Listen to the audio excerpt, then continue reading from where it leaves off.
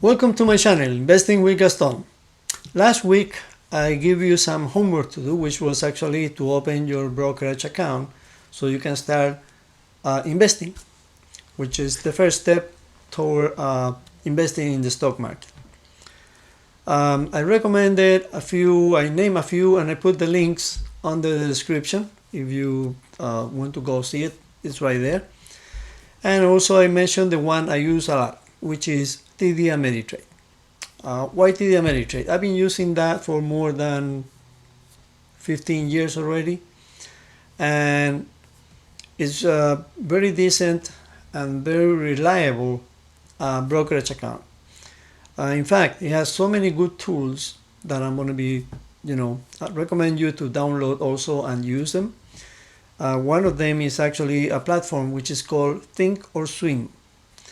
This platform is actually really good because it has a lot of different tools for learning, different tools for searching for stocks, and also has educational videos and on how to work the platform and how to actually invest in stocks.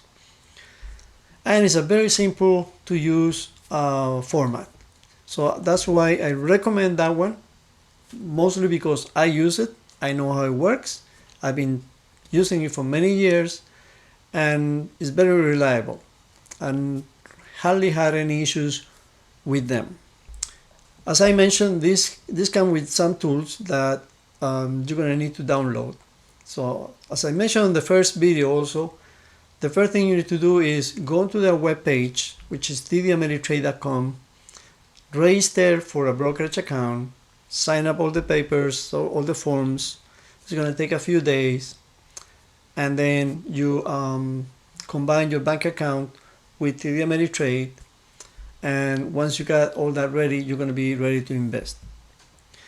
Once you do that, I want you to download the tool that I'm going to be pointing right here, Think or Swim. And a good thing about Think or Swim is that it has something called paper money. So when you sign on, you can sign on to your regular account, or you can sign on to this paper money account. And the paper money account lets you to start with whatever amount of money you want to start. You set it up the account. You can put $1 million. You can put, $100, $1,000, $10,000. It doesn't matter. You can set up the account with any amount of money you want. It's all fake money. It's paper money. So it's not your own money.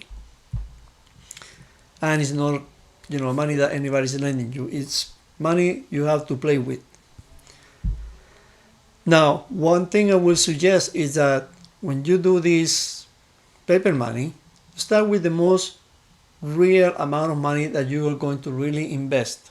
So you know how you need to move your money around, how it grows in reality, and not, putting like $1 million that you're not going to invest $1 million, and then you're going to get high numbers that are not the reality. So you got to see your real numbers with the money that you kind of going to invest in there.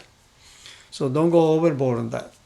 But that's going to give you a lot of help because you're going to be able to test it out. On the first few times we're going to do is test it out, the waters with some stocks, different type of stocks that I'm going to place in there. I'm going to tell you to buy them in the fake money account, in the paper money account, and you will be looking at your results in there. Of course, you're not going to make a penny, but you're not going to lose a penny. It's just paper money.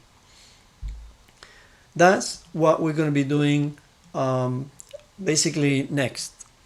Also, I'm going to recommend you some websites to go and see on a daily basis, because these are websites that actually will give you a lookout of how the market is doing. One of them is what I have in here, for example, is Finbiz. I'm going to put the link below too. Finbiz, you can actually see how the market is doing. Right now is mostly green, but some are a bunch of red areas, especially like on banks. Financials are very low right now. Energy is doing bad, and industrial is doing bad. Technical is doing good. Communications, consumer cyclical are good. So you can see that every day how it's doing. And on top of that, it has more options in there that you can see how specific stock is doing and more information on that. And we're going to go step by step on that.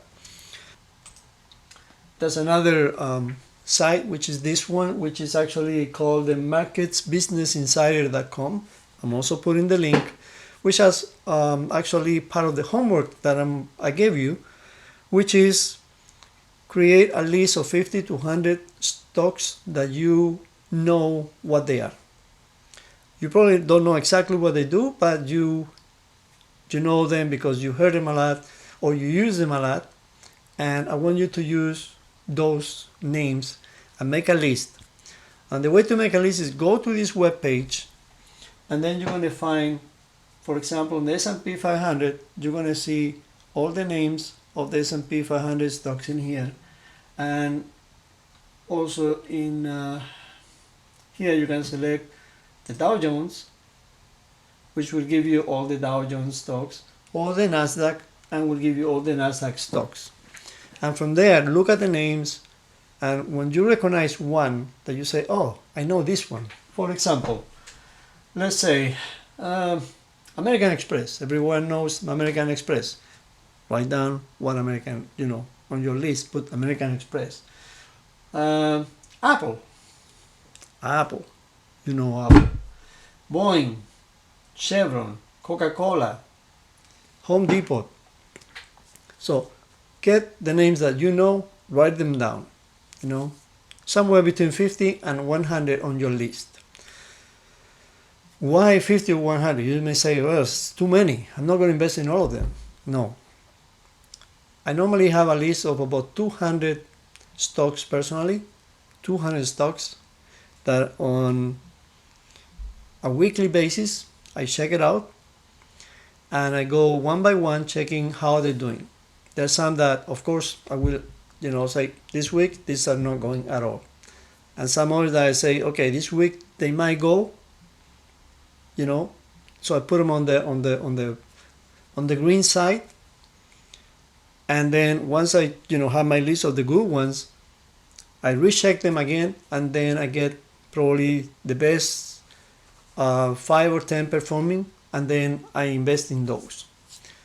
And also I check the ones I already have invested on. I check them often, and then I see how they are doing, and if they have got to the point that it's time to sell them, or just time to keep them for a longer time. So those are tools that you're going to be using. I suggest go on those links, click on them, look around, and see all the features that they have. And if you can actually do the homework of the list, 50 to 100 stocks, pick them up from this web page, and actually, whenever you can, once you got that list, go back into that web page and click on those names and see how, they are. You look at the charts. Look at the charts in different ways, like a week, a month, 6 months, 3 years, 5 years. And you see how it's been working in different time of the, time of the life of that stock, basically, up to the last 5 years. And that's very interesting when you see that, how some stocks, they tend to be in a specific period of the year, they go up, and then they have a specific time where they goes down normally, and then you can tell, okay, this is not the time to buy this one because it's going to go down, but this is the time to buy this other one that normally goes up during this month.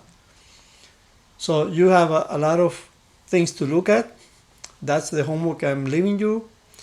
And if you like this video, please subscribe, give it a like, smash the like button as much as you can. Don't forget to click on the bell, the notification bell. And if you have any comments or questions, please post them and I will be glad to answer all of them. And I'll see you on the next video.